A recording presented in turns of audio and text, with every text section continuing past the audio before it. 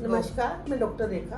आज हमारे साथ है doctor Meenu Deswal Bhakar, infertility specialist जो कोविड फर्टिलिटी सेंटर में पिछले 6 सालों से कार्यरत हैं। आज हम इनसे सर्वाइकल स्टिच के बारे में बात करेंगे। थैंक यू डॉक्टर रेखा। सबसे पहले आप सबको दिवाली की बेहद शुभकामनाएं और मुझे बहुत खुशी होगी सर्वाइकल स्टिच के बारे में जानकारी देने में, क्योंकि ये बहुत अहम टॉपिक है और इसके बारे में लोगों को बहुत कम जानकारी है। मैम, मेरा पहला सवाल है कि सर्वाइकल स्टिच क्या होता है? सर्वाइकल स्टिच को हम ऐसे समझते हैं कि ये औरत की बच्चेदानी है, ये 2 ट्यूब्स हैं, नीचे बच्चेदानी का मुंह है जिसे सर्विक्स कहते हैं। हम जब यहाँ बच्चेदानी को मजबूती देने के लिए सर्विक्स पे टाँका लगाते हैं, हम उसे सर्वाइकल स्टिच कहते हैं।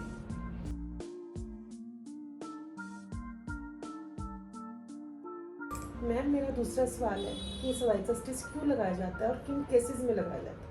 सर्वाइकल स्टिच हम उन पेशेंट्स को एडवाइस करते हैं जिनके 2-3 मिसकैरेजेस होते हैं या टाइम से पहले डिलीवरीज की हिस्ट्री होती है, जैसे 6-7वें महीने में ही डिलीवरी हो गई पहले और बहुत एक्सट्रीम प्री मैच्योरिटी पहले हुई है बच्चों में, या फिर ओरिजिनली उनकी बच्चेदानी कंसीव करने से पहले बहुत छोटी थी, या बच्चेदानी का मुंह जिसे सर्विक्स कहते हैं वो बहुत छोटा होता है।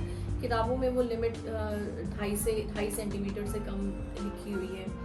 या हम IVF सेंटर्स भी इलेक्टिवली बच्चेदानी को मजबूती देने के लिए स्पेशली ट्विन प्रेगनेंसीज में टाँका अगला क्वेश्चन है कि सर्वाइकल स्टिच कब लगाना चाहिए?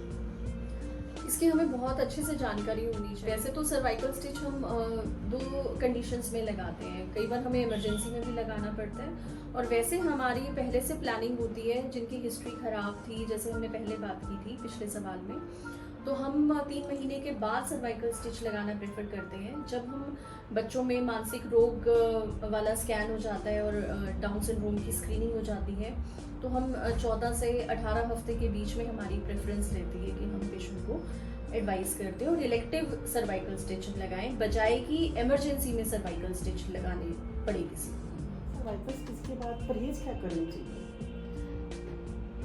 जनरली सर्वाइकल स्टिच लगाने के बाद हम पेशेंट को कंप्लीट बेड रेस्ट बताते हैं, क्योंकि इलेक्टिव, चाहे हम इलेक्टिव टाँका ही क्यों ना लगा रहे हों, पेशेंट एक बार कंप्लीट बेड रेस्ट पे जाता है तो उसे काफ़ी फ़ायदा होता है।